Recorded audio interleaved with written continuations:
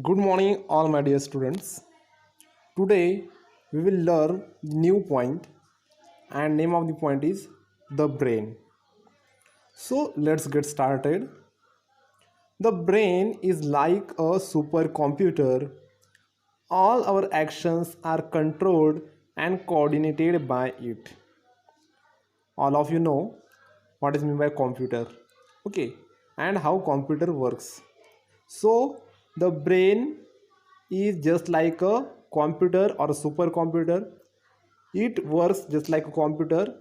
Okay, just computer works different functions, or the computer perform different functions, and it controls all those functions. In the same way, all our actions or all the functions of our body are controlled by our brain, and there will be a coordination between the different actions or functions of our body because of a brain only. Brain keeps getting information from all body parts, take decisions, and send messages to respective body parts. We know that in our last period where we learned about nervous system, and in that you learned that whenever our sense organs they sends some signal towards the brain gets the information from that sense organ. After getting information, our brain makes a decision and sends a message or sends some instruction to the respective body part, and in that way there will be a functioning of a nervous system. So first of all, brain get information, then our brain takes decision on that information, and then it sends a message or signal to the respective body part or respective organ. The parts then react to the received information, just like if we touch to any hot object from with the help of our hand, so from our hand information is sent towards the brain, then brain take decision on that received information, and brain sends a message or some instruction towards the hand, and with the help of those instruction we can able to remove our hand from that hot object. So in this way the body part receives, or the body part receive the information or message, and then it react just like our hand. Okay, so this is the functioning of a brain, or in this way brain functions. And because of this, the man is the most intelligent animal on earth as compared to the other animals. Man's functioning or functioning of a man's brain, it is very good, because we can take actions, or our brain can take actions whatever the information it get. On that information it will take actions, and because of that we can save our body, or we can perform the different functions of our body. Then next, the human brain is protected by the skull. All of you know that our brain, it is placed under a bony structure, and that bony structure, it is called as a skull.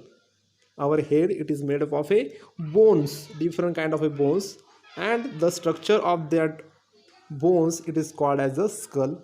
So our brain is placed into the skull.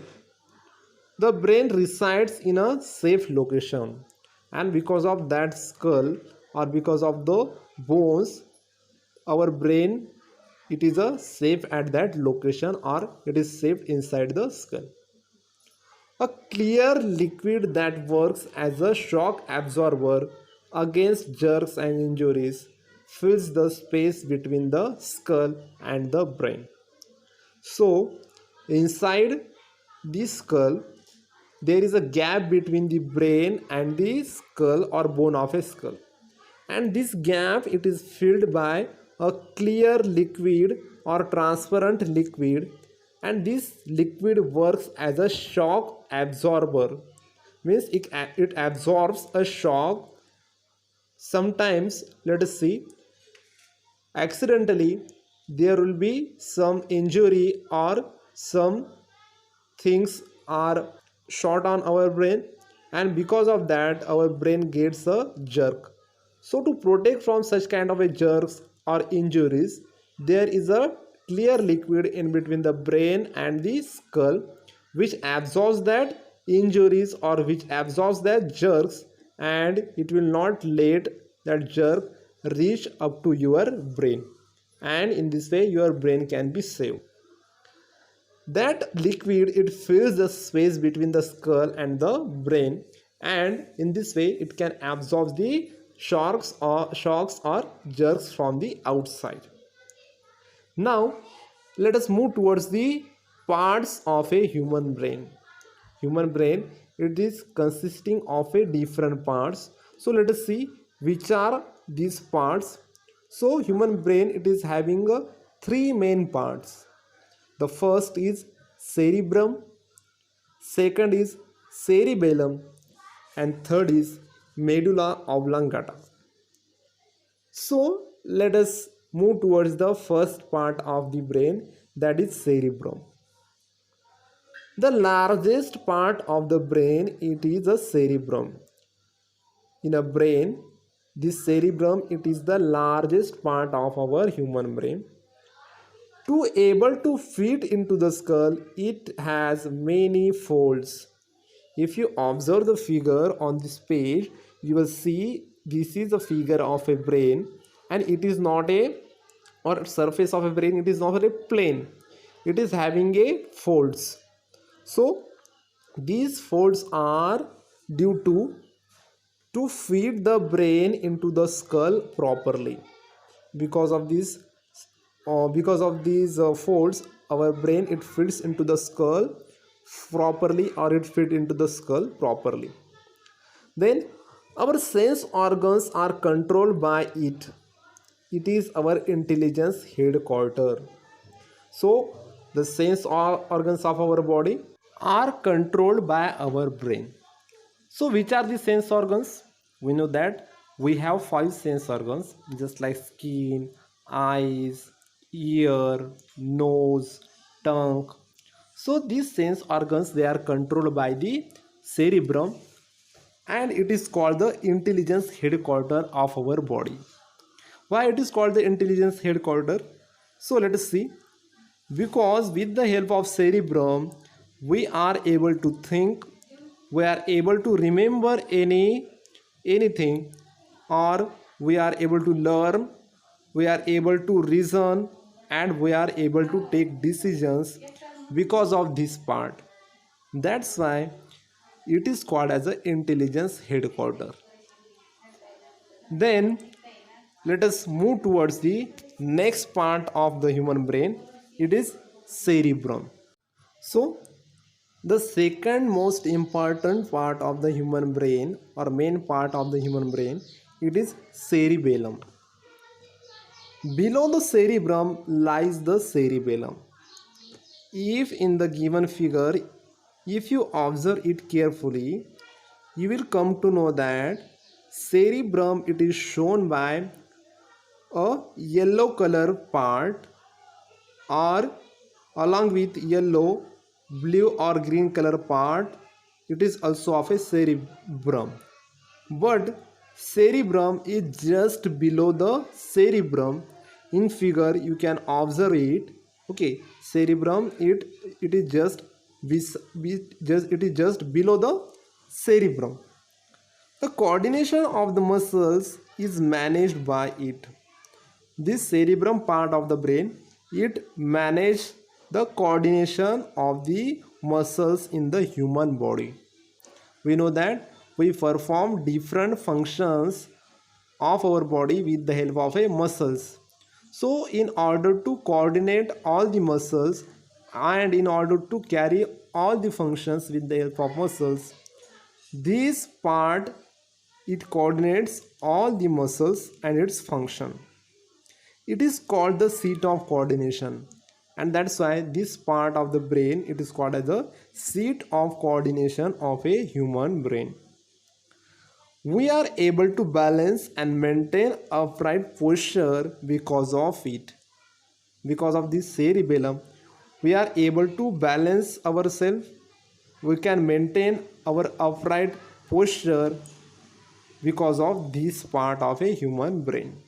If cerebellum will not work properly, what will happen? The functions will not work properly.